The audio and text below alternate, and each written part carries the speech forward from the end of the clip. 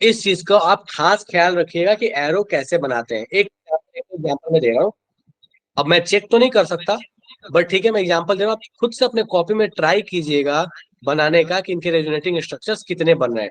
इसमें एक और बनेगा, इस डबल बॉन्ड को इधर भेजेंगे तो ठीक है। चलिए, सो अगर आपको ये स्ट्रक्चर दिया है तो आपको पता करना है कि इसमें कितने रेजोनेटिंग स्ट्रक्चर बनेंगे। मुझे फटाफट से पता करके बताना कि कितने रेजोनेटिंग स्ट्रक्चर्स आपको इसमें दिख रहे हैं। और रेजोनेटिंग स्ट्रक्चर का मतलब होता है वो स्ट्रक्चर्स जो बिल्कुल पिछले वाले से इंडिपेंडेंट है। ठीक है, वैसे जो आइडेंटिकल एकदम अलग अलग स्ट्रक्चर्स होने वाले हैं, आइडेंटिकल नहीं होने चाहिए, सेम नहीं होने चाहिए। फटाफट से देखिए और मुझे बताइए इसके कितने रेजोनेटिंग स्ट्रक्चर्स पॉसिबल है। जस्ट मिनट रोहित, बस आपको 10 मिनट में आ रहा है रोहित।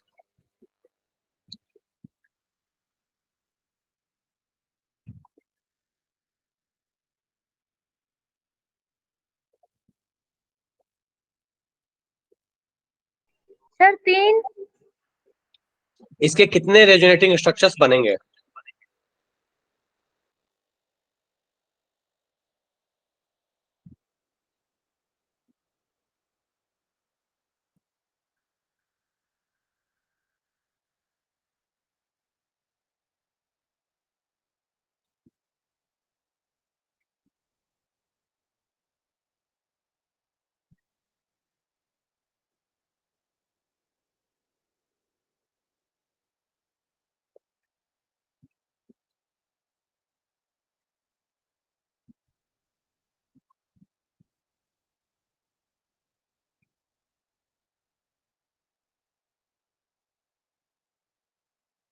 बनाओ फटाफट से,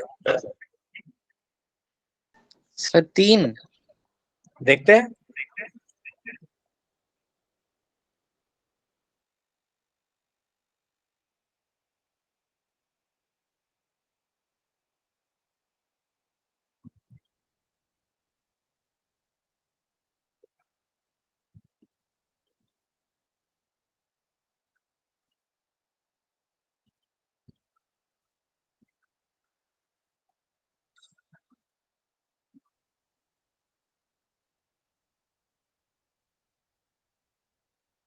चलिए, तो चेक करते हैं इसके कितने रेजोनेटिंग स्ट्रक्चर्स बनेंगे।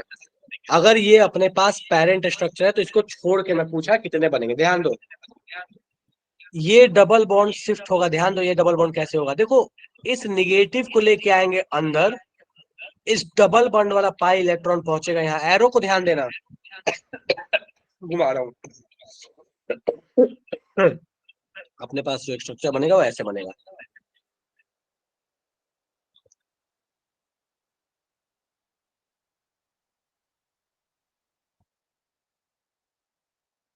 यहाँ पे अगली कहानी, ये निगेटिव अंदर, ये पाई बॉन्ड यहाँ पे। ठीक है, मतलब निगेटिव यहाँ से उठ के यहाँ पे चला जाएगा। अब देखो कहाँ कहाँ जाने वाला है निगेटिव, मैं इस जो समझा रहा हूँ, ध्यान देना।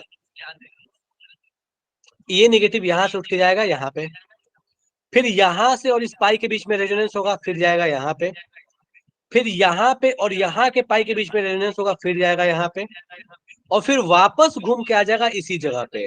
तो ध्यान से देखिएगा, तो ये आपके पास जो सर टोटल स्ट्रक्चर्स बनने वाले हैं, इसको छोड़ के 4 और स्ट्रक्चर बनेंगे, इस पहले वाले को छोड़ के। मैं वापस से रिपीट कर रहा हूँ, ये डन है। अगला देखो,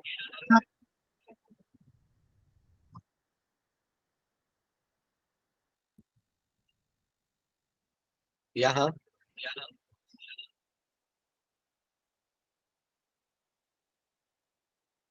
यहाँ,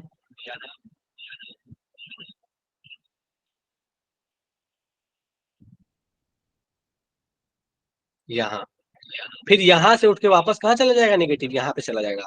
तो ध्यान से देखिए, तो आपके पास जो टोटल रेजोनेटिंग स्ट्रक्चर बन रहे हैं, इसको छोड़ के, क्योंकि पेरेंट मैंने माना है, तो टोटल आपके पास रेजोनेटिंग स्ट्रक्चर बन रहे हैं, उसको छोड़ के 4, उसको इंक्लूड कर दिया है, तो टोटल 5 स्ट्रक्चर्स।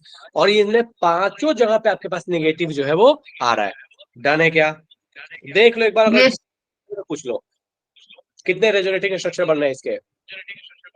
डन है, चलिए बढ़िया। अच्छा, वॉइस इको कर रही है। अब ठीक, चलो नेक्स्ट आते हैं।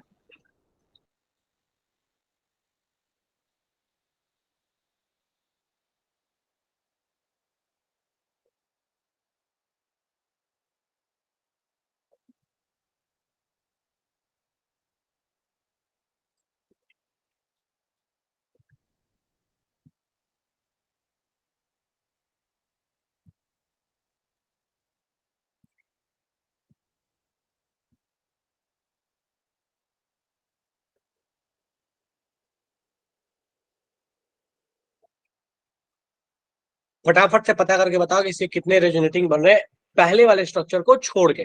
इसको काउंट नहीं करना है, इसको छोड़ के काउंट नहीं करना है इसको।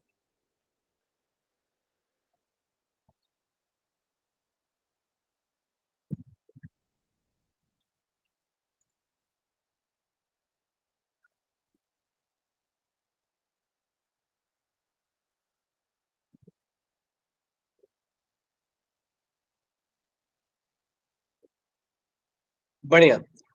तो अपने पास कितने रेजोनेटिंग बनेंगे? 2 बनेंगे। ठीक है, कैसे कैसे बनने वाले? ये वाला पॉजिटिव, ये डबल बॉन्ड यहाँ पॉजिटिव उठ के आपके पास, देखो ध्यान दो, सॉरी, डबल, ये पॉजिटिव, ये डबल बॉन्ड उठ के यहाँ पे आ जाएगा डबल बॉन्ड और इस जगह आ जाएगा पॉजिटिव।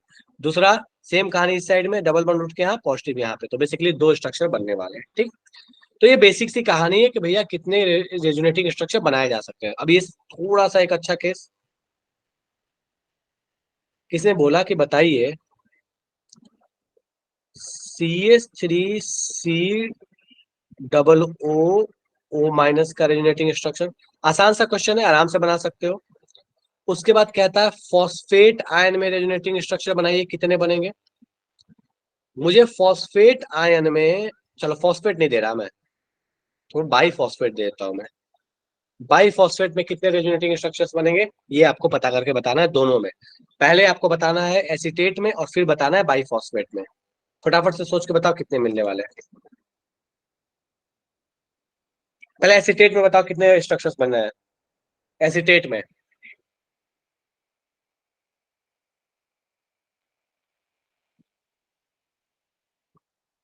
चलो इसको छोड़ेंगे तो एक स्ट्रक्चर और बनेगा फॉस्फेट में, बाई फॉस्फेट में। चलो नेक्स्ट वाले का बताओ, PO4 टू H2PO4 माइनस में कितने बनने वाले? ओह सॉरी, ऊपर में माइनस नहीं है, बाई मिस्टेक लिखा हुआ है, वो कोई का पुराना है। हाँ, H2PO4 माइनस में कितने रेजोनेटिंग बनेंगे?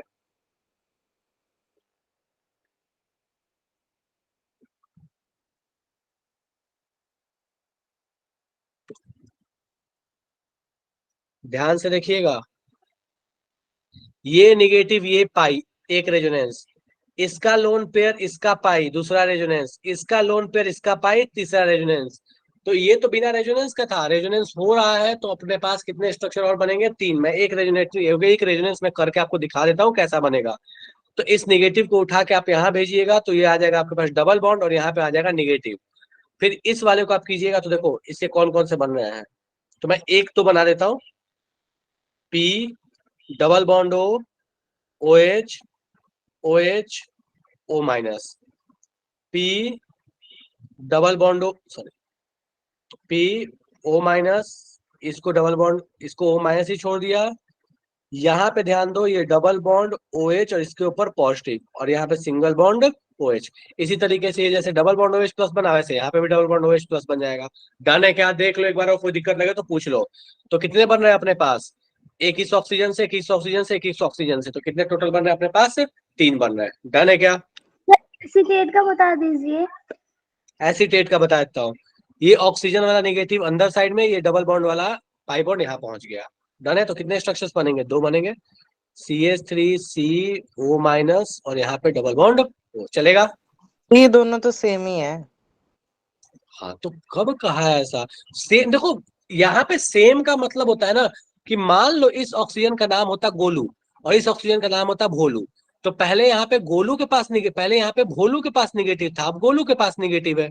तो अलग अलग कहानी हो गई ना, है दोनों ऑक्सीजन ही लेकिन निगेटिव अलग अलग एटम पे आ गया ना, इस वजह से दोनों को कंसिडर करेंगे अलग अलग रेजोनेटिंग स्ट्रक्चर्स। अगर पहले केस में जो गोलू के पास निगेटिव था वो बाद में के केस में भी अगर वो गोलू के पास यहाँ पे निगेटिव रहता, चलो इसको ऐसे लेते छूट गया, ये भोलू भाई साहब है, गोलू भाई साहब है, ठीक है। तो पहले केस में भोलू के पास नेगेटिव था, दूसरे केस में भोलू के पास डबल बॉन्ड हो गया, रेजोनेटिंग स्ट्रक्चर बन गया। अगर पहले और दूसरे केस में दोनों में ही भोलू के पास नेगेटिव होता तो रेजोनेटिंग स्ट्रक्चर नहीं मानते। डन है? क्या फर्क पड़ता है, इलेक्ट्रॉन तो परिवार के अंदर ही है ना, बाहर थोड़ी जाए। हाँ बिल्कुल सही बात है, परिवार के अंदर, इसलिए महाभारत नहीं होना चाहिए फिर तो, है ना? क्यों होना चाहिए महाभारत? चलो ठीक है, तो ये अपने पास कहानी हो गई कि भैया रेजोनेटिंग स्ट्रक्चर हम कैसे बना रहे हैं। अगली कहानी, तो मान लिया जाए कि आपको एक ऐसा खूबसूरत सा स्ट्रक्चर दे दिया एकदम गोलू के जैसा,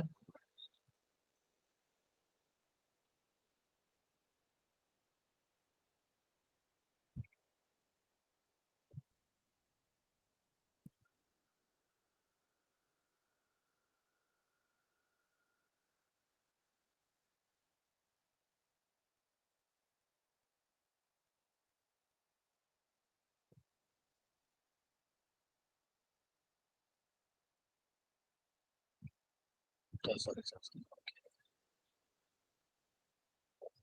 ये यहाँ पे आ गया पॉजिटिव। मुझे फटाफट से सोच के बताओ, इसको छोड़ के कितने रेजोनेटिंग स्ट्रक्चर बनेंगे, जल्दी से, इसको छोड़ के। सर किसको छोड़ना है?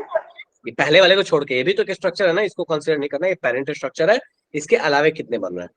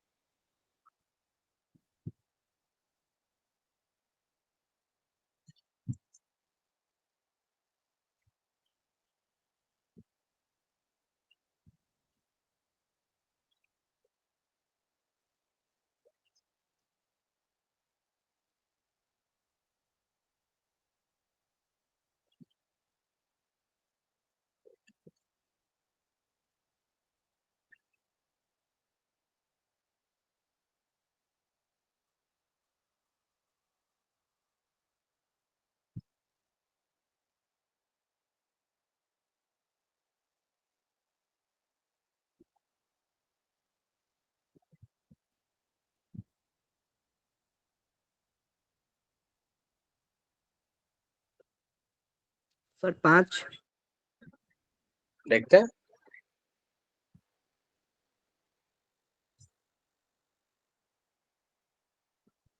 चलो, तो इसको छोड़ के देखा जाए तो बेसिकली क्या होने वाला है, इसको छोड़ के देखोगे ना तो 4 स्ट्रक्चर्स बनने चाहिए। देखो मैं पॉजिटिव बता रहा हूँ कि पॉजिटिव कहाँ कहाँ जा सकता है। यहां से पॉजिटिव कूद के यहां पहुंचेगा, फिर यहां से कूद के यहां पहुंचेगा, यहां से कूद के यहां पहुंचेगा, यहां से कूद के यहां पहुंचेगा, यहां पहुंच के खेल खत्म हो जाएगा। अब इसके आगे इसके पास जाना पॉसिबल नहीं है। डन है क्या? देख लो एक बार अच्छे से। चलिए नेक्स्ट आते हैं। कहता है कि अगर पाई पाई कॉन्जुगेशन हो गया तो आपको रेजोनेटिंग स्ट्रक्चर्स कैसे बनाने हैं। तो अगर पाई पाई कॉन्जुगेशन हो गया तो आपको करना यह है कि निगेटिव, आपको एक पाई बॉन्ड को तोड़ना है जिसमें इलेक्ट्रोनेगेटिविटी डिफरेंस हो, और निगेटिव देना है हाई इलेक्ट्रोनेगेटिव को। मतलब क्या है इसका? मतलब यह है कि अगर मान लीजिए किसी ने बोल दिया कि CH2 double bond CH single bond C double bond O और H है, बोलता है इसका रेजोनेटिंग स्ट्रक्चर बनाओ। बिना कोई एक्स्ट्रा दिमाग लगाए हमको दिख रहा है कि ये पाई पाई कॉन्जुगेशन में, और इसमें एक ऐसा पाई है जो हाई और लो इलेक्ट्रोनेगेटिव के बीच में है, तो बस इसको उठा के हाई इलेक्ट्रोनेगेटिव की तरफ तोड़ देना, कोई एक्स्ट्रा दिमाग नहीं लगाना, ठीक है। जैसे ये तोड़ेंगे तो अपने पास कहानी हो जाएगा, यहाँ निगेटिव यहाँ पॉजिटिव, और फिर रेजोनेंस करा देना अपने को। तो बेसिकली इसकी कहानी हो जाएगी ऐसे, CH2 पॉजिटिव इसमें कितने CH, बनेंगे? 6? रुक जाएगा, CO माइनस H। लेकिन ये याद रखिएगा कि इस ऐसे वाले केस आपको डायरेक्टली रेजोनेटिंग स्ट्रक्चर काउंट करने के लिए नहीं आते। क्यों नहीं आते वो मैं समझा देता हूँ। ये आपको रिएक्शन मैकेनिज्म में ऐसे रेजोनेंस आते हैं, क्योंकि रेजोनेंस में ये हमेशा कहा जाता है, जो मैं बोल रहा हूँ उसको ध्यान से सुन लेना, ये मैं लिखवाऊंगा नहीं। कहता है कि जितने भी रेजोनेटिंग स्ट्रक्चर्स होंगे उसमें जो नंबर ऑफ अनपेयर्ड इलेक्ट्रॉन्स है, या फिर वैसे स्ट्रक्चर्स में जो जितने भी एटम्स हैं जिनका ऑक्टेट कंप्लीट है या इनकम्प्लीट है, वो सब में बराबर होने चाहिए। तो आप जब कभी भी रेजोनेटिंग स्ट्रक्चर खुद से बनाते हैं तो आप ये खास ख्याल रखते हैं कि कभी ऐसा ना हो सॉरी, कभी ऐसा नहीं हो जाए कि किसी प्रीवियस स्ट्रक्चर में सबका ऑक्टेट कंप्लीट था और हम ऐसा बना दें जिसमें किसी का ऑक्टेट कंप्लीट नहीं हो। लेकिन इस केस में आपको ध्यान रखना है, इसमें रेजोनेटिंग स्ट्रक्चर नहीं पूछता, लेकिन इसमें रिएक्शन मैकेनिज्म बेस्ड क्वेश्चन आते हैं। तो इसमें कैसे रेजोनेंस कराना होता है, हमें ऐसे ही रेजोनेंस कराना होता है। इसीलिए एक स्पेसिफिक चीज है, इसको ध्यान रखिएगा। नंबर ऑफ रेजोनेटिंग स्ट्रक्चर कभी भी इससे पूछा नहीं जाता। पाई पाई रेजोनेंस से नंबर ऑफ रेजोनेटिंग स्ट्रक्चर ऐसे नहीं आते। बेंजीन वाला था वो बाद में देखेंगे, ठीक है। चलिए सर अब इसको आए एक बार फिर से समझा दीजिए ये वाला। को फिर से समझा देता हूँ। अगर कभी आपका पाई पाई रेजोनेंस है, पाई पाई कॉन्जुगेशन है और वहां रेजोनेंस होने वाला है, तो आप इसको जब भी बनाइएगा तो आपको एक पाई बॉन्ड तोड़ना पड़ेगा। एक पाई बॉन्ड तोड़ रहे हैं मतलब आप ये समझ लीजिए कि किसी के एक के ऑक्टेट को डिस्टर्ब कर रहे हैं। ऑब्वियसली कर रहे हैं ना, क्योंकि कहीं पॉजिटिव आ रहा है तो एक का ऑक्टेट डिस्टर्ब हो रहा है। तो हम बनाते वक्त ना जनरल रेजोनेटिंग स्ट्रक्चर में ये काम नहीं करते। लेकिन जब ऐसा केस आता है तो हम इस पाई को तोड़ते हैं, ऊपर निगेटिव नीचे पॉजिटिव देते हैं, और फिर इस पॉजिटिव और इस डबल बॉन्ड का रेजोनेंस करा देते हैं और इस पॉजिटिव को उठा के यहाँ फेंक देते हैं। इसका इस्तेमाल हम तभी करते हैं जब हम रिएक्शन कर रहे होते हैं, बाकी इन जनरल इसका इस्तेमाल नहीं किया जाता। ठीक है, चलिए अब अपने पास आगे कहानी आती है कि अगर अलग अलग तरह के रेजोनेटिंग स्ट्रक्चर्स दे दिया तो उसमें मेजर कंट्रीब्यूटर्स कैसे पता करें या उनकी स्टेबिलिटी कैसे पता करें। ये बड़ा इंपॉर्टेंट टॉपिक बन जाता है, that is stability of RSS, of RS sir resonating उसका तो बता स्ट्रक्चर। दो कितना था, 6 है क्या उसका किसका? ऊपर चलो मैं वाले गिनवा का? तो दीजिए। 1 2 3 4 4, 6 क्यों आएगा? इसको छोड़ के पहले वाले को काउंट नहीं कर रहे हैं, यहाँ वाला पॉजिटिव काउंटेबल नहीं है, बाकी सारे लेके 4, पहले वाले को काउंट सर करते हैं। 5 होने चाहिए ना फिर तो। सर वही तो फिर से 5 बोलो। बन जाएंगे ना। हाँ 5 पहले होने वाले को चाहिए कंसिडर फिर। करोगे तो ना। नो बेटा मैंने सर। क्या बोला था? हाँ पहले वाले को कंसिडर करेंगे तो 6 होंगे, वैसे तो 5 यस होंगे। सर, 5 हो रहे कैसे हैं। 5 आ रहा है, कैसे 5 आ रहा है देखें, चलो देखते हैं।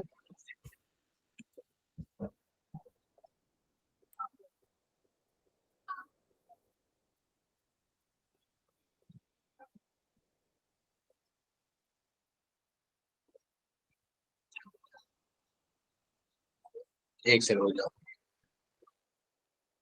कोई छूटा है क्या इसमें रेजोनेटिंग स्ट्रक्चर? चेक कर लो, कोई छूट गया तो। चलो बना सर लेते हैं सारे। क्योंकि जो लेफ्ट साइड में अच्छा लोअर साइड तुमने में है ना, उसमें 2 ये बार ये तो नहीं किया ना? एक सेकंड मैं बताता हूँ, तुमने ये साइड काउंट किया है, हो सकता है इसकी वजह से अलग आ रहे हैं। ये लिया, यहाँ पॉजिटिव, हाँ सर। ऐसे ऐसे, यहाँ पे डबल बॉन्ड, यहाँ डबल बॉन्ड, फिर इस पॉजिटिव इस डबल बॉन्ड को रेजोनेंस कराया, ऐसा है क्या? Yes sir. चलो नहीं इसको इस कराना था पॉजिटिव क्या? इस मैं बना देता हूँ ना, रुक जाओ। बिल्कुल आएगा, बिल्कुल आएगा, कोई दिक्कत नहीं है, बिल्कुल करा सकते हो, कोई मना नहीं है। काउंट करके बस उसको मैच करके देख लो कि वो किसी से मैच तो नहीं कर रहा है ना। अगर मैच नहीं कर रहा है तो काउंटेबल होगा, मैच नहीं हो रहा है तो काउंटेबल, मैच अगर हो रहा है तो काउंटेबल नहीं हो। बनाओ उसको, चेक कर लो। अगर किसी के साथ मैच हो रहा है तो काउंटेबल नहीं करना, मैच नहीं हो रहा है तो काउंट कर लेना उसको। अच्छा पॉजिटिव सर। बना दिया, इसको उठाया यहाँ पटक दिया, ये डबल बॉन्ड, ये यहाँ पे, ये यहाँ पे पॉजिटिव, ठीक है। उसके बाद एक काम करो, इस वाले पॉजिटिव को इसके साथ रेजोनेंस कराओ, फिर अच्छा उसके सर बाद इस वाले पॉजिटिव को इसके साथ रेजोनेंस कराओ। चेक कर लेना कि ये वाला स्ट्रक्चर जब वापस से ये पॉजिटिव जब यहीं पे आएगा तो दोनों स्ट्रक्चर सेम आ रहे कि नहीं आ रहे हैं। एक बार ओके सर। वापस से ये पॉजिटिव यहाँ आएगा, अगर सेम आ रहा है तो काउंटेबल नहीं है, सेम नहीं आ रहा है तो सर काउंट कर 4 सकते हो, ही कोई बन दिक्कत। रहे सर फिर अभी हाँ तो। काउंट करके गलती बस कर देख, लेते ठीक है। हैं। चलो तो ये आपके पास कहानी हो गई कि भैया रेजोनेटिंग स्ट्रक्चर्स बनाते कैसे। अब बात करने वाले स्टेबिलिटी पे, ठीक है। बस 1 मिनट रुक जाओ, मैं 1 सेकंड रुक जाओ बस।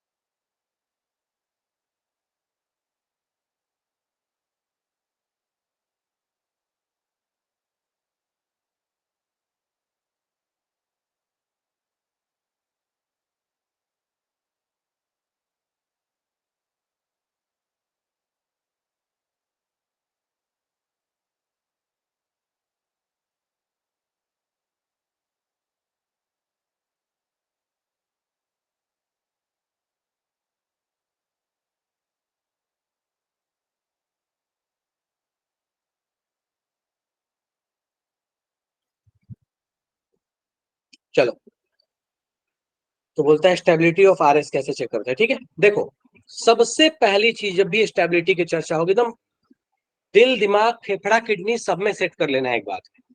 ऑर्गेनिक केमिस्ट्री में जब हम स्टेबिलिटी की बात कर रहे हैं तो हमारे लिए कुछ भी हो, कैसा भी चार्ज हो, वो सब चाहता है कि अपना चार्ज गंवा के न्यूट्रल बन जाए। वो न्यूट्रल होने के लिए ही सारी जद्दोजहद होने वाली है। ठीक है, तो अपने पास कहानी ये है कि चाहे वो पॉजिटिव हो चाहे वो नेगेटिव हो, मैं एक ऐसे टाइमलाइन बना देता हूँ और यहाँ समझा देता हूँ कि अगर कोई आपके पास कोई भी ऐसा मॉलिक्यूल आता है, कोई भी ऐसा पार्टिकल आता है, कोई भी ऐसी एंटिटी आती है जिसके ऊपर अगर पॉजिटिव चार्ज है, किसी के ऊपर निगेटिव चार्ज है, तो ये जो निगेटिव चार्ज वाली चीज है ना, ये चाहता है कि इलेक्ट्रॉन लॉस करे और जीरो बन जाए, और ये चाहता है कि इलेक्ट्रॉन गेन करे और जीरो बन जाए। मतलब बेसिकली दोनों की कहानी यही है कि दोनों चाहते हैं जीरो बन जाना। यही है स्टेबिलिटी की कहानी पूरे पूरे ऑर्गेनिक में, पूरे हर जगह वही है। मतलब जीरो इज मोस्ट स्टेबल, मतलब हमको कोई एक्स्ट्रा दिमाग लगाना ही नहीं है। सबसे पहली कहानी है कि अपने पास कोई अगर न्यूट्रल मॉलिक्यूल है तो भैया neutral is the most stable, most stable. और अगर न्यूट्रल में भी एक कंप्लीट ऑक्टेट और इनकम्प्लीट ऑक्टेट है तो ऑब्वियसली कंप्लीट ऑक्टेट वाला स्टेबिलिटी ज्यादा होगा। ठीक है, तो octet greater than incomplete octet. इस पे क्वेश्चंस करेंगे तब समझ में आएगा, बट फिलहाल के लिए ध्यान रखना है कि भैया अपने पास कहानी कैसे चलेगी। तो न्यूट्रल जो है वो मोस्ट स्टेबल मान के चलते हैं। आगे की कहानी कि अगर अब चार्ज आ ही गया तो क्या करें, अगर चार्ज पार्टिकल आ ही गया तो क्या करें। तो यहाँ पे दो कहानी है। In case of charge species, एक हो सकता है कि ऑक्टेट कंप्लीटेड हो और एक हो सकता है कि इनकम्प्लीट ऑक्टेट वाला। बिल्कुल ऊपर वाली कहानी, complete octet is more stable then incomplete. कोई इसमें एक्स्ट्रा दिमाग इसमें भी नहीं लगाना है कि अगर चार्ज आ ही गया तो कंप्लीट ऑक्टेट वाले को इनकम्प्लीट वाले से ज्यादा स्टेबल मानेंगे। हो सकता है कि यहां से भी आपको डिटर्मिनेशन नहीं हो पाए, मतलब कोई ऐसी स्पीसीज मिल जाए, कोई दो के बीच में ऐसा कंपैरिजन दे दे जिसमें दोनों का ही ऑक्टेट इनकम्प्लीट है, चार्ज है दोनों का ही ऑक्टेट इनकम्प्लीट है, तब क्या करें। और ये स्टेप बाय स्टेप चेक करना है। मतलब ऐसा है कि पहला वाला अगर सेम हो गया तो दूसरे वाले पे आएंगे, दूसरे वाले से आइडेंटिफाई नहीं हो रहा है तो तीसरे वाले पे आएंगे, तीसरे वाले से नहीं हो रहा तो चौथे वाले पे आएंगे। ठीक है, अगर कहता है कि ये हो गया चार्ज स्पीसीज है तो ऑक्टेट कंप्लीट इनकम्प्लीट से ज्यादा स्टेबल। नेक्स्ट कहानी, अगर इससे नहीं हो पाया तो अगर चार्ज है और पहला वाला रीजन, पहला वाला पॉइंट से अगर डिस्टिंग्विश नहीं हो रहा है तो फिर हम देखेंगे, ध्यान से सुन लीजिएगा, फिर हम देखेंगे कि हाई इलेक्ट्रोनेगेटिव के ऊपर निगेटिव हो, लेस इलेक्ट्रोनेगेटिव के ऊपर पॉजिटिव हो। इसका उल्टा हो गया, मतलब स्टेबिलिटी जो है वो खराब हो गई। तो यहाँ पे हम कह सकते हैं हाई इलेक्ट्रोनेगेटिव एटम नेगेटिव रखे, लेस इलेक्ट्रोनेगेटिव एटम पॉजिटिव रखे। अच्छा, लेस इलेक्ट्रोनेगेटिव बोलो या इलेक्ट्रो पॉजिटिव एटम बोल लो, मतलब तो सेम ही होता है। ठीक है, तो कहता है कि अगर ऑक्टेट वाले से आप डिस्टिंग्विश नहीं कर पा रहे हैं तो हाई इलेक्ट्रोनेगेटिव लो इलेक्ट्रोनेगेटिव से डिस्टिंग्विश कीजिए। चलिए, अगर आपको यहां से भी तकलीफ हो रहा है, ये भी आपको सेम पैरामीटर पे आ जा रहा है, मतलब दो स्पीसीज आपने लिया, दोनों में इनकम्प्लीट ऑक्टेट है, दोनों में ऐसा हो रहा है कि नेगेटिव हाई इलेक्ट्रोनेगेटिव पे है, पॉजिटिव लेस इलेक्ट्रोनेगेटिव पे है। फिर कहता है कि अगर आपको ऐसी दुख आ गई है तो आप अगला काम ये कीजिए, जस्ट a minute। हाँ, तो अगला काम ये कीजिए कि आपके पास जो सेम चार्जेज है उनका सेपरेशन दूर होना चाहिए, डिस्टेंस ज्यादा होनी चाहिए, और अपोजिट चार्जेस का सेपरेशन कम होना चाहिए। अगर वैसा केस है तो उस केस में स्टेबिलिटी ज्यादा है।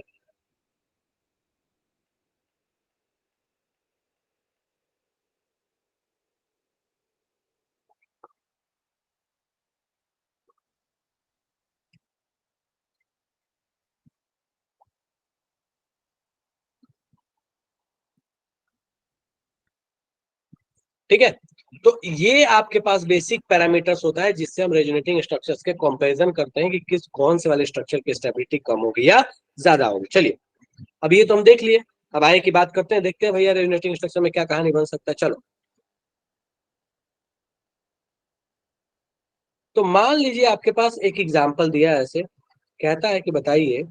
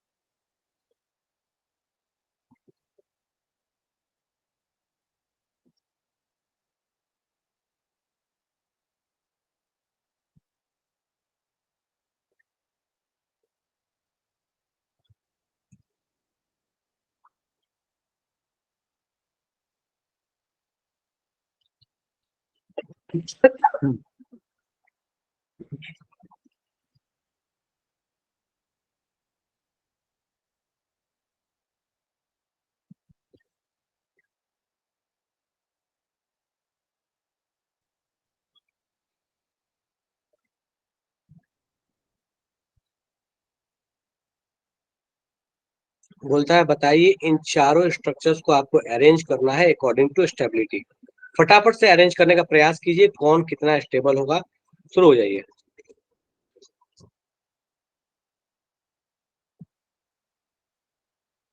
उसको कंसिडर करेंगे आकाश तो ठीक है, 6 हो जाएंगे, कोई दिक्कत नहीं। अगर वो दो डिफरेंट आ रहे थे तो कंसिडर करो, नहीं आ रहे तो कोई बात नहीं, चेक करके देख लो, वो तो रैंडम सा क्वेश्चन है, चेक कर लो डिफरेंट है क्या।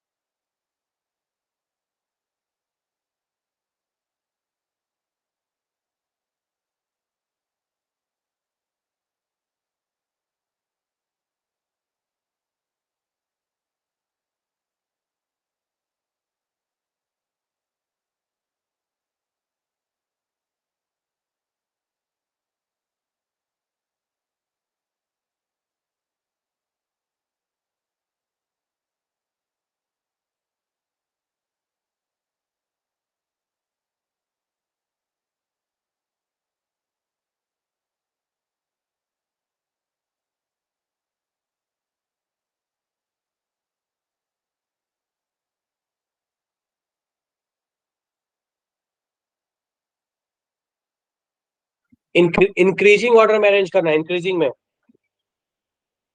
सबसे लो फिर हाई फिर हाई फिर हाई, सबसे हाई लास्ट में।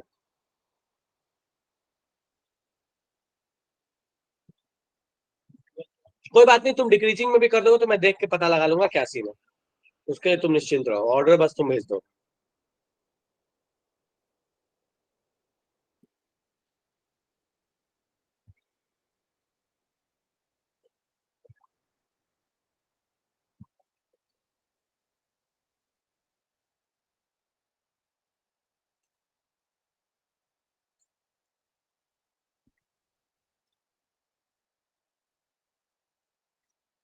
चलो ठीक है, बढ़िया। तो अपने पास अगर ध्यान से देखो तो इसमें मोस्ट स्टेबल आना चाहिए ए, क्योंकि ऑक्टेट सारे कंप्लीट है। फिर उसके बाद आना चाहिए सी, क्योंकि सी में अपने पास अपोजिट चार्ज के बीच में सेपरेशन कम है। उसके बाद अपने पास आना चाहिए डी, क्योंकि अपोजिट चार्जेस के बीच में सेपरेशन उससे थोड़ा ज्यादा है। उसके बाद अपने पास आना चाहिए बी, जिसमें अपोजिट चार्जेस के बीच में सेपरेशन सबसे ज्यादा है। डन है? देख लो एक बार, कोई दिक्कत लगे फटाफट से पूछो।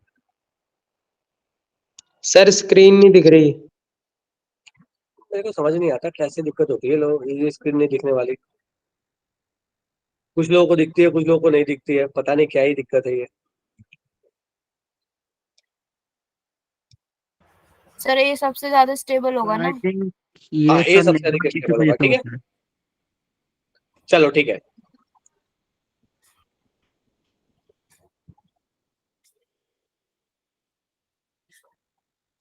एक क्वेश्चन दे रहा हूँ, इस क्वेश्चन में ना आपको एरो बनाना है कि भैया एरो किधर से किधर लगाया जाए रेजोनेटिंग स्ट्रक्चर्स बनाने में। ठीक है, ऑब्वियसली इस क्वेश्चन के आंसर मैं चेक नहीं कर सकता, इसलिए मैं आपको 5 मिनट का टाइम दूंगा, आप खुद से बनाइए, मैं डिस्कस कर दूंगा, आप मैच कर लीजिएगा जो आपने बनाया था वो सही बनाया था नहीं बनाया था। ठीक है, इसमें आपको एरो लगाना है, रेजोनेटिंग स्ट्रक्चर बना के दे दिया, बस आपको एरो लगाना है कि किधर से किधर एरो गया होगा इस रेजोनेटिंग स्ट्रक्चर को बनाने के पीछे।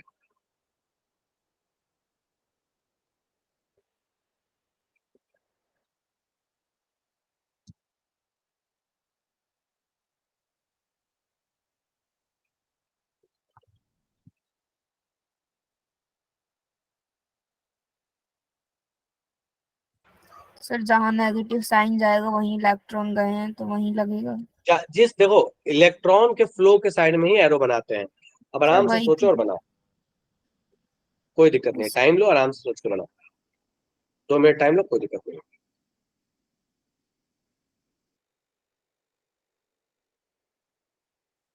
बन गया, चलो 1 मिनट और।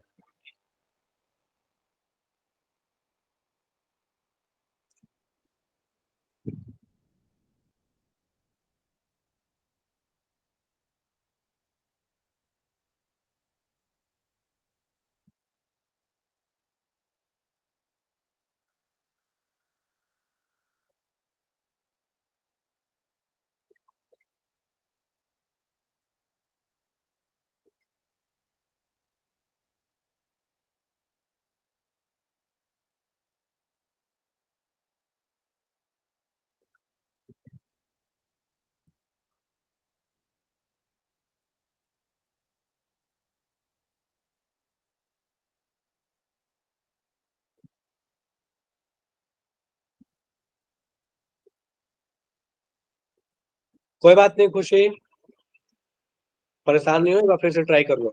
चलो देखो, ये वाला एरो ऊपर साइड दिख रहा है, ऊपर नेगेटिव गया है। सेकंड वाले केस में ये ऊपर और ये वाला एरो ऐसे, ठीक है। इस वाला में देखो ये वाला ऊपर और ये वाला लोन पेयर अंदर साइड में, ठीक है। इस वाले केस में ये वाला अपने पास पाई बॉन्ड यहाँ पे, बात खत्म। ठीक है, देख लीजिए अच्छे से, कोई दिक्कत लगे पूछ लीजिए।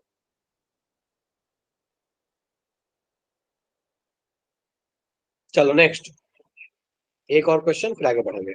सेम वही स्टेबिलिटी आपको बताना है।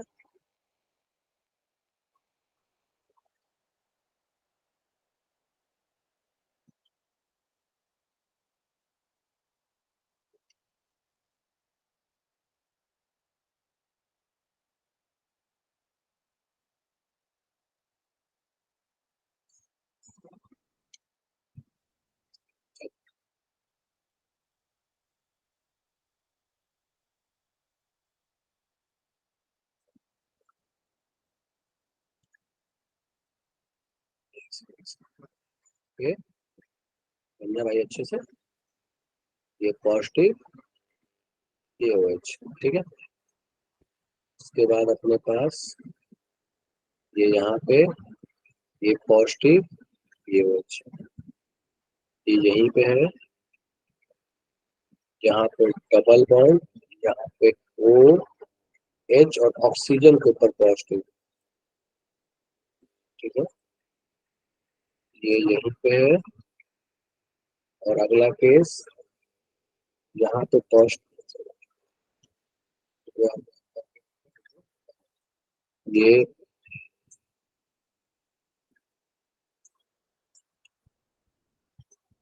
OH, यहाँ पे पॉजिटिव, यहाँ पे पॉजिटिव और यहाँ पे नेगेटिव।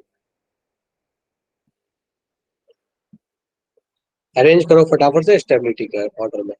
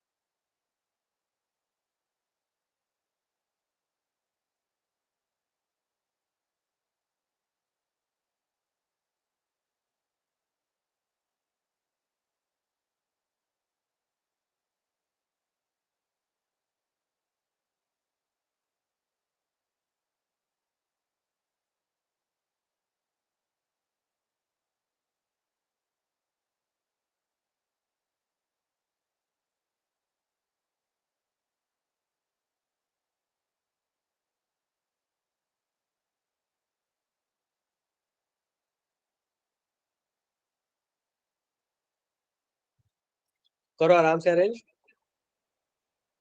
मोस्ट स्टेबल, मुझे इंटरेस्ट है सबसे अधिक जानने में कि मोस्ट स्टेबल कौन है। चलो मोस्ट स्टेबल का आंसर भेजो तो फटाफट से, बाकी सब तो तुम कर लोगे, मोस्ट स्टेबल बता दो कौन है। Sir B. मैंने पूछा नहीं, मुझे मैसेज करके बताओ,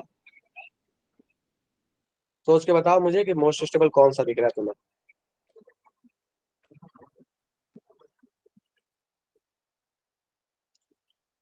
ओके, तो काफी लोगों ने आंसर भेजा है, बहुत लोगों ने बी आंसर भेजा है, कुछ लोगों ने डी आंसर भेजा है। श्रेया डी क्यों चुना? श्रेया डी क्यों चुना?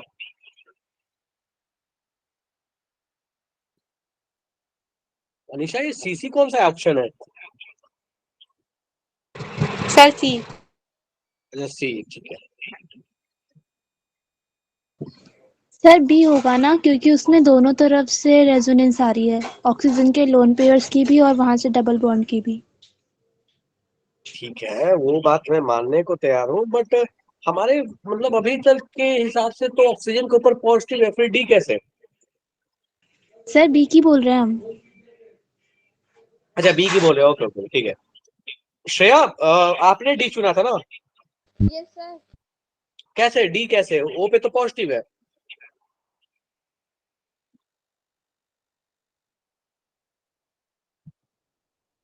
हाँ जी, और कौन है डी वाले?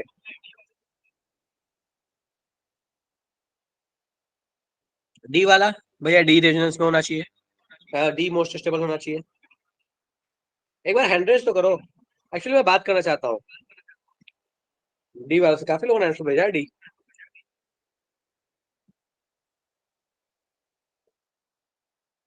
सर डी तो बिल्कुल नहीं होगा ना, ऑक्सीजन इलेक्ट्रोनेगेटिव है, उसमें पॉजिटिव चार्ज है। सही में ऐसा है क्या? अच्छा रुचि एक बात बताओ, रेजोनेट सबसे स्टेबल रेजोनेटिंग स्ट्रक्चर के लिए हमारा कंडीशन क्या था? सर जो इसमें सब पे चार्ज है ना, तो मतलब जो इलेक्ट्रो पॉजिटिव है उस पे पॉजिटिव चार्ज होना चाहिए, वो कार्बन बी वाला इलेक्ट्रो पॉजिटिव है। सर मैं मान गया। मुझे रेजोनेटिंग स्ट्रक्चर का सबसे पहला कंडीशन बताओ, सबसे मोस्ट स्टेबल कौन होता है? न्यूट्रल कंप्लीट होता है इसलिए डी था न्यूट्रल स्टेबल। होगा। जो जो न्यूट्रल होता है और ऑक्टेट कंप्लीट होता है। यहाँ तो हाँ कोई सर, न्यूट्रल भी ये नहीं, मेरे ऑक्टेट कंप्लीट दिमाग नहीं है। में घूम रहा था इसलिए मैंने डी। एग्जैक्टली सेकेंड वाली कहानी में आओ, सबसे पहली चीज बोली थी कि अगर चार्ज है तो चार्ज में आप ये देखिए कि ऑक्टेट कंप्लीट है या इनकम्प्लीट है। ऑक्टेट कंप्लीट वाला मोस्ट स्टेबल, और अगर इनकम्प्लीट है तो फिर आगे की कहानी चेक करेंगे। Yes sir. Octet complete is always more stable then octet incomplete की कहानी चेक करके देखो। यहाँ चौथे वाले केस में ना सबका ऑक्टेट कंप्लीट है, ऑक्सीजन का भी कंप्लीट है। ठीक है, इस वजह से चौथा वाला जो है that will be the most stable. तो हम यहाँ पे बोल सकते हैं भैया डी भाई साहब राजा है। चलो फिर से बोलो, किसने क्या बोला? अभी मेरे को आवाज नहीं आ रही बेटा, फिर से बोलो। Hello sir. सर डी हाँ में बोलो। ऑक्टेट ऑक्सीजन का कैसे कंप्लीट है, उस पर पॉजिटिव चार्ज है ना। तो पॉजिटिव चार्ज में ऑक्टेट कंप्लीट नहीं होता, इलेक्ट्रॉन लास्ट क्लास में सिखाया था। एक हाइड्रोजन के कैसे? साथ बॉन्ड बना रहा है तो पॉजिटिव आना चाहिए ना। फिर से बोलो, आराम से लड़ो, आराम से आराम से। मैंने बोला कि सर पहले आप से एक बार उसकी इलेक्ट्रॉनिक कॉन्फ़िगरेशन बना दो। बना देगा, बना देता हूँ। हाँ बोलो निक्की, क्या बोल रहे हो? सर मैं कुछ नहीं बोल रही हूँ। अच्छा ठीक है, तो अपन आते हैं कि भैया इस ऑक्सीजन की कहानी है कैसी। चलो मैं उस स्लाइड को खोल के निकालता हूँ जिस स्लाइड में अपन इस पे बात किए थे। कहाँ गया? यहाँ देखो, कहाँ गया ऑक्सीजन भाई साहब? नेट कार्बन, ऑक्सीजन कहाँ गया? अच्छा नीचे में, ठीक है। बेटा देखो, यहाँ ऑक्सीजन को बना के दिया था कि पॉजिटिव के साथ जब ट्रिपल बॉन्ड हो तो इसका ऑक्टेट कंप्लीट होता है। ठीक है, पॉजिटिव के साथ जब ऑक्सीजन तीन बॉन्ड बनाता हो, एक दो और एक हाइड्रोजन के साथ तीन, तो क्या इसका ऑक्टेट कंप्लीट नहीं है? अब चलो तुमको अगर ऐसे चेक करना तो ऐसे चेक कर लो। ऑक्सीजन के पास कितने बाहर में इलेक्ट्रॉन थे? 6। एक पॉजिटिव आ गया तो बचा 5। 5 में से एक दो और तीन बॉन्ड बनाने में चले गए, तो तीन बॉन्ड बनाने में चले गए तो बचा कितना इलेक्ट्रॉन? 4 इलेक्ट्रॉन बचा। सॉरी 5 था, 5, हाँ 5 में से 3, 2 बचा। ठीक है। और जो 3 बनाने इलेक्ट्रॉन बॉन्ड गए हैं, इनसे तो 2-2 इलेक्ट्रॉन आ गए, ऑक्टेट कंप्लीट हो गया। 2 2 4 2 6, और जो एक लोन पेयर है बचा हुआ 8। डन है क्या? Okay sir. चलेगा? बढ़िया। तो सबसे स्टेबल हो गया डी। अब आते हैं अपन, और सबसे बेकार है सी। क्यों सी सबसे बेकार है? ध्यान से देखा जाए तो अपने पास कहानी कैसी है, नहीं पॉजिटिव निगेटिव हो गया। हाँ ठीक है। सी सबसे बेकार क्यों है, देखो ध्यान से देखो। सी में एक पॉजिटिव एक निगेटिव एक पॉजिटिव, तो ओवरऑल जो कहानी अगर तुम देखोगे तो इसमें चार्ज डिस्ट्रीब्यूशन बहुत ज्यादा है। इनमें तो कम से कम एक एक पॉजिटिव है, इसमें एक पॉजिटिव, इसमें एक पॉजिटिव है, इसमें कितनी पॉजिटिव है अपने पास? 2 पॉजिटिव है, एक निगेटिव है। तो चार्ज डिस्ट्रीब्यूशन सबसे अधिक होने की वजह से हम बोल सकते हैं कि सी की स्टेबिलिटी सबसे कम होगी। सबसे अधिक चार्जेस उसमें, न्यूट्रल वाली कहानी नहीं है, सबसे अधिक चार्ज पार्टिकल, सबसे अधिक चार्ज एंटिटीज है। अब अपने पास बचा ए और बी। ए और बी में चेक करना शुरू करते हैं। देखो ए और बी में थोड़ा आपके लिए मतलब मुश्किल काम है, थोड़ा पता करना आपके लिए मुश्किल काम है कि ए और बी में ज्यादा स्टेबल कौन होगा, बट मैं थोड़ा हेल्प करता हूँ आपको। देखो बी की कहानी क्यों ज्यादा स्टेबल हम मानते हैं बी का रेजोनेटिंग स्ट्रक्चर, इसलिए क्योंकि पॉजिटिव के जस्ट बगल में ये लोन पेयर बैठा है, और लोन पेयर भी एक तरीके से एनायन ही तो है, इलेक्ट्रॉन डेंसिटी ही तो है। तो कहता है कि अपोजिट चार्जेस जब पास पास होंगे तो वहां पे स्टेबिलिटी ज्यादा होगी। इसका मतलब हम बोल सकते हैं कि then option number B and then option number A. ठीक है। लोन पेयर और निगेटिव चार्ज दोनों का मतलब कहीं ना कहीं सेम ही होता है, that is pair of electrons जो वहां फ्री पड़े हुए हैं। ठीक है, चेक कर लो। यहां तक में कोई दिक्कत लगे तो फटाफट से पूछ लो।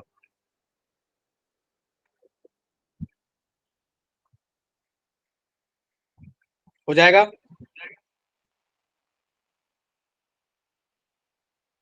नो दिक्कत, बढ़िया। चलिए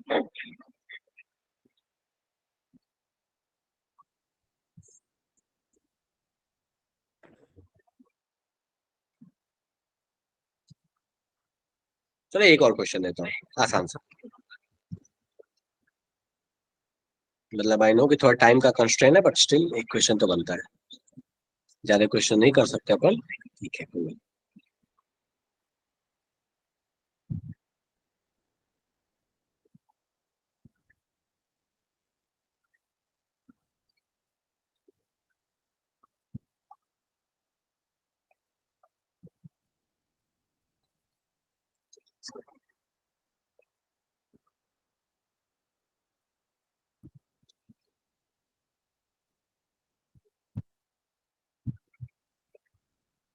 एक सेकंड, अब ठीक है।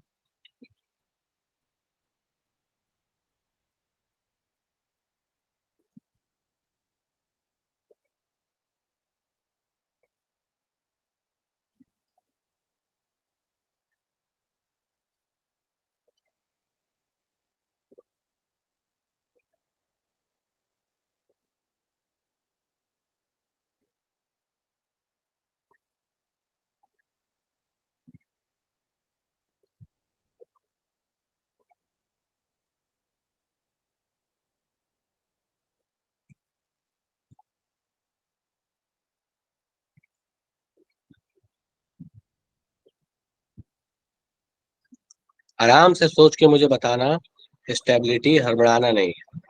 अच्छा क्वेश्चन बन गया है ये, ठीक है। आराम से सोच के बताना मुझे। तब तक मैं चेक करता हूँ कुछ बनाने में छोड़ तो नहीं दिया।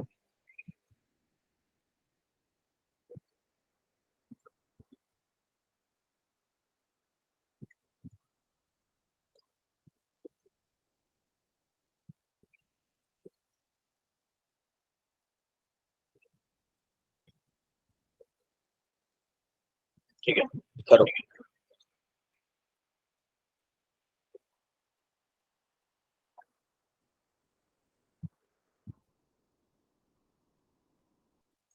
इन डिक्रीजिंग ऑर्डर मैनेज करना, सबसे बड़ा वाला छोटा छोटा छोटा, ऐसे करना। मोस्ट स्टेबल, फिर कम, फिर कम, फिर कम।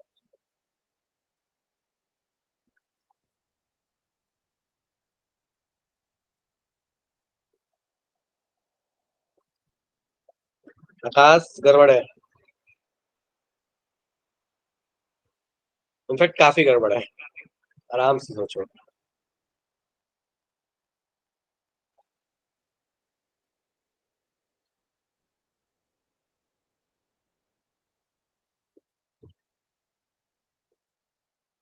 निकी गड़बड़ है,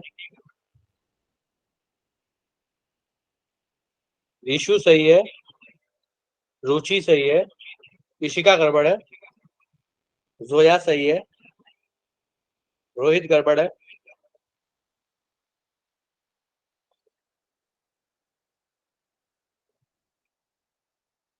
गुंजन गड़बड़ है,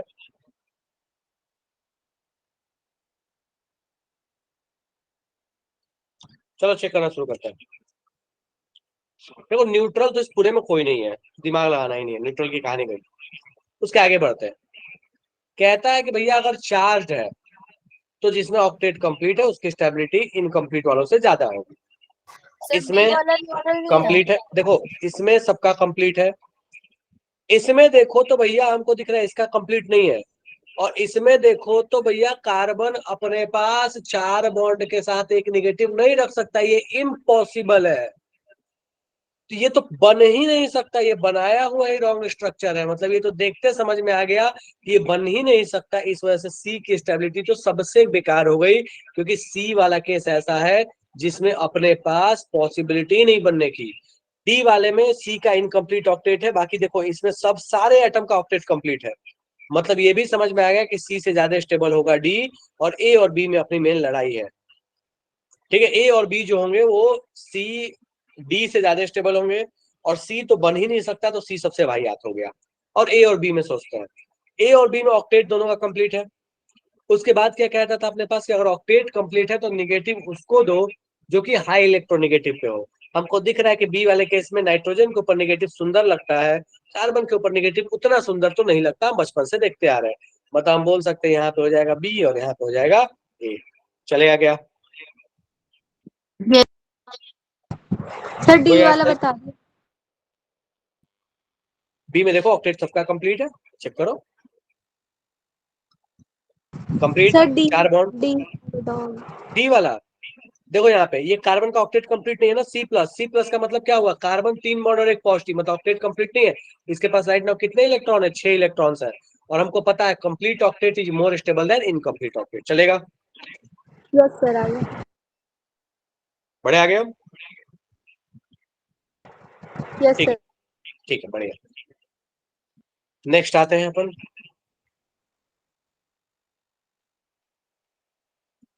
टाइम है, चलो ठीक है।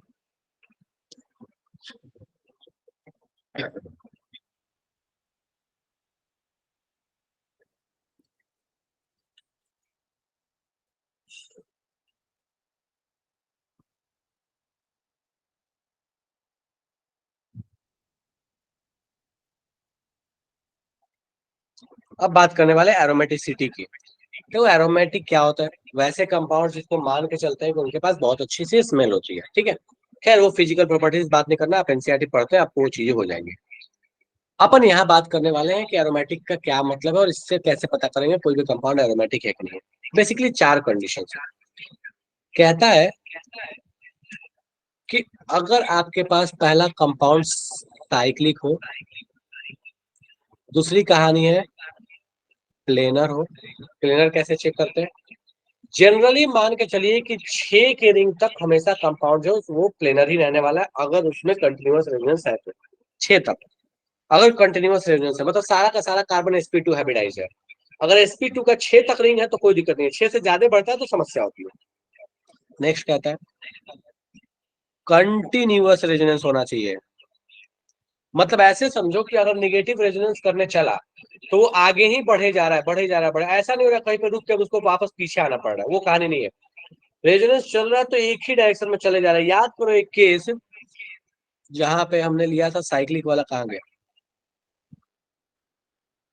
हाँ ये वाला।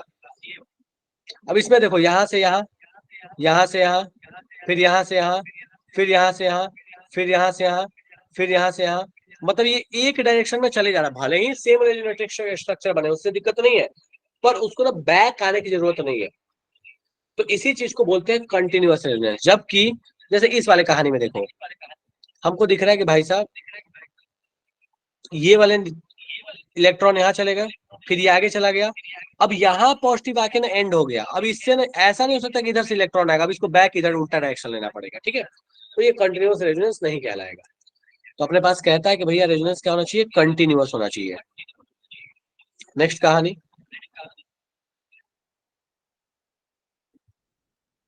कहता है कि ये हकेल रूल को फॉलो करना चाहिए। हकेल रूल क्या कहता है? तो हकेल रूल कहता है कि आपके पास जो पाई इलेक्ट्रॉन्स हैं, वो मतलब वो इलेक्ट्रॉन जो रेजोनेंस से पार्टिसिपेट करेंगे वो 4n+2 होने चाहिए। 4n+2 में क्या होता है, n क्या हो सकता है, तो n की वैल्यू आपके पास 0 1 2 3 कुछ भी हो सकती है। मतलब आपके पास पॉजिटिव इंटीजर कुछ भी हो सकता है, 0 1 2 3 कुछ भी रख सकते हो, ठीक है। तो अगर वो हकेल रूल को फॉलो करता है, पाई इलेक्ट्रॉन्स का मतलब क्या हो, वो इलेक्ट्रॉन्स जो रेजोनेंस में पार्टिसिपेट कर रहे हैं, रेजोनेटिंग इलेक्ट्रॉन्स।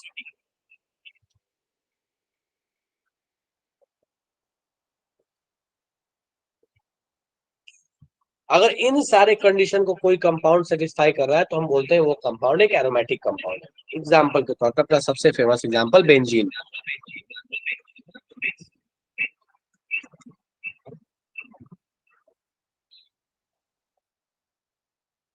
हमको दिख रहा है कि भैया यहाँ पे पाई पाई का कॉन्जुगेशन है और कंटिन्यूअस कॉन्जुगेशन है यहाँ पे, तो हम बोल सकते हैं कि भैया ये एक एरोमेटिक कंपाउंड है। उसी तरीके से मान लीजिए अपने पास कोई ये बना के दे रहे,